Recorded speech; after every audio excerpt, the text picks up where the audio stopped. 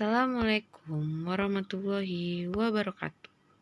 Perkenalkan, nama saya Septi Ermawati, peserta Latsar CPNS 2021, Pemerintah Provinsi Kepulauan Riau, Angkatan 3, Kelompok 4.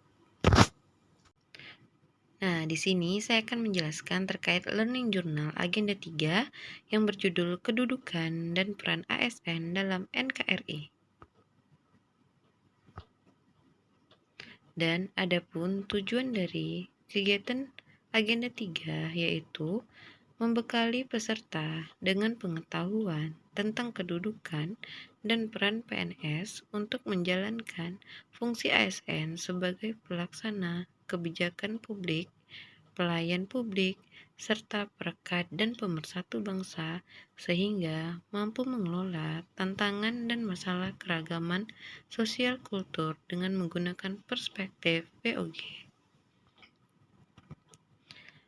Adapun materi dari agenda 3 yang pertama adanya manajemen ASN, kemudian ada pelayanan publik, yang terakhir adalah materi terkait Whole of Government atau WOG. Nah, apa sih manajemen ASN? Manajemen ASN merupakan pengelolaan ASN untuk menghasilkan pegawai ASN yang profesional, memiliki nilai dasar, etika profesi, bebas dari intervensi politik, bersih dari praktek korupsi, kolusi, dan nepotisme.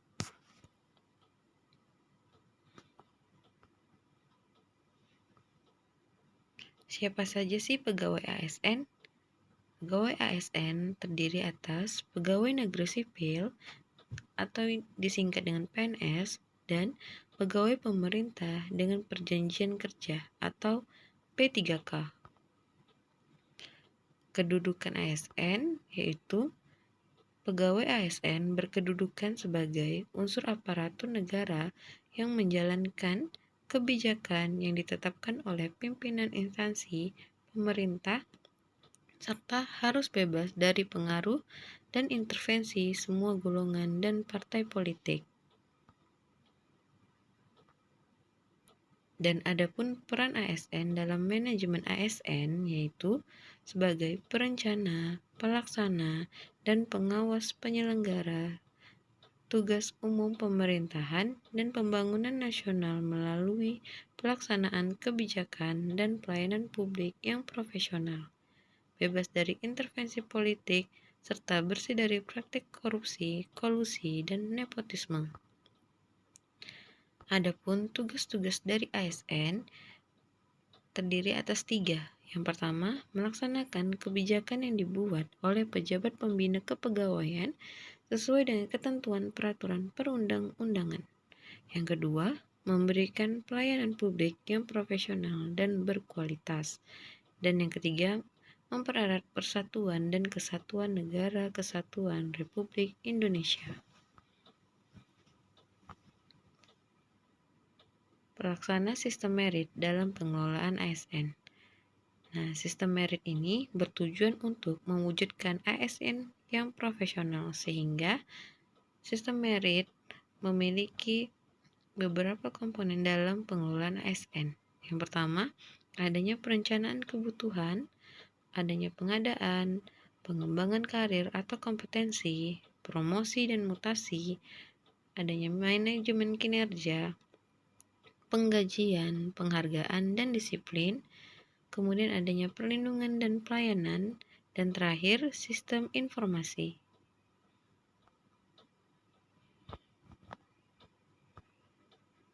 Nah, materi yang kedua yaitu terkait pelayanan publik.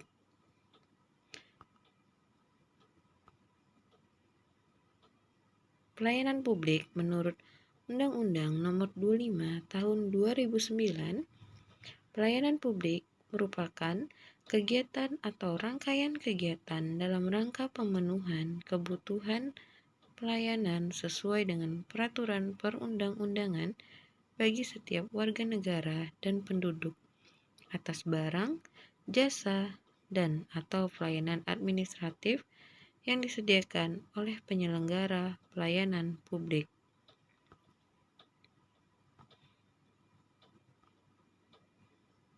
Adapun klasifikasi dari pelayanan publik, yang pertama, adanya pelayanan administratif, yang mana pelayanan ini yang menghasilkan berbagai bentuk dokumen resmi yang dibutuhkan oleh publik. Kemudian adanya pelayanan barang, pelayanan yang menghasilkan berbagai bentuk atau jenis barang yang digunakan oleh publik.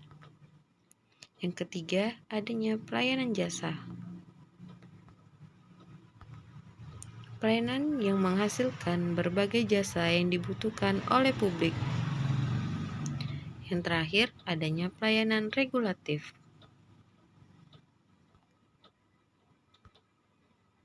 Pelayanan melalui penegakan hukum dan peraturan perundang-undangan maupun kebijakan publik yang mengatur sendi-sendi kehidupan masyarakat.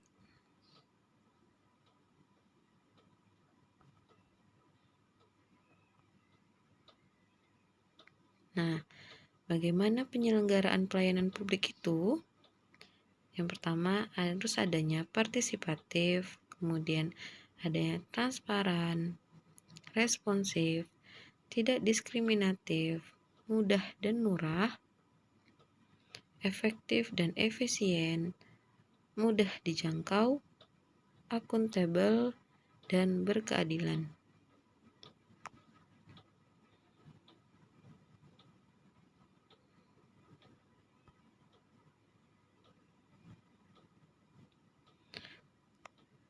Unsur-unsur dalam pelayanan publik.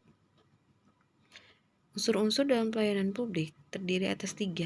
Yang pertama, adanya organisasi penyelenggara, contohnya seperti negara. Yang kedua, adanya penerima layanan, contohnya itu seperti masyarakat. Yang ketiga, yaitu kepuasan layanan atau kepuasan masyarakat.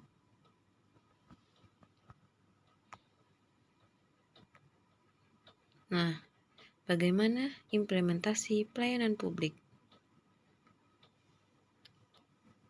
Cara mengimplementasikan pelayanan publik dalam bekerja kita itu harus memberikan pelayanan secara cepat, tepat, terbuka, adil, dan tidak diskriminatif. Dan dengan adanya website kelembagaan, sehingga dapat mempermudah konsumen atau masyarakat dalam mengakses informasi.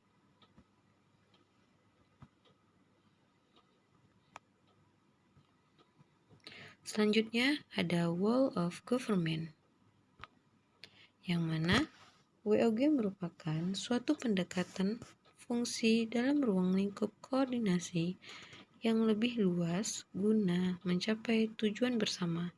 Adapun tujuan yang akan dicapai terdiri atas 3. Yang pertama, adanya pembangunan kebijakan, adanya manajemen program, dan adanya pelayanan publik.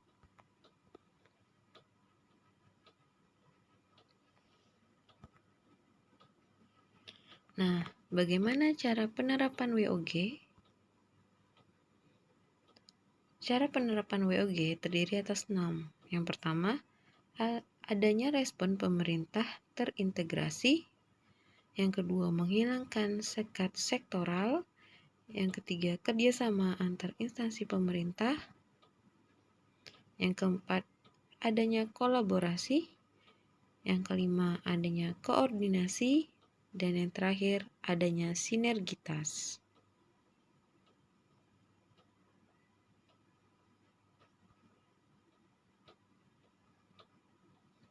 Nah, adapun WOG berdasarkan jenis. WOG berdasarkan jenis terbagi atas 4. Yang pertama, berdasarkan pelayanan yang bersifat administratif, pelayanan jasa, pelayanan barang, dan pelayanan regulatif.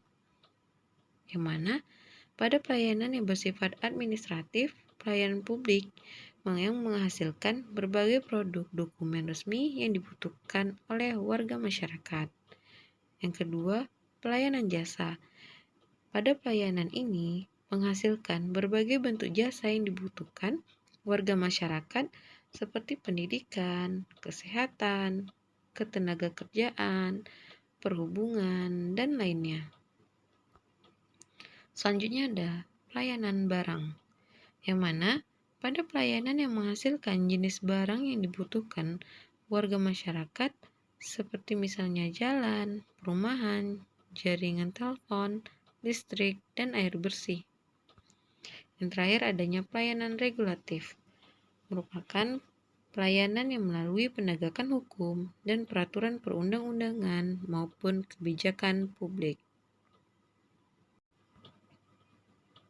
Terima kasih telah menyaksikan video ini sampai dengan selesai.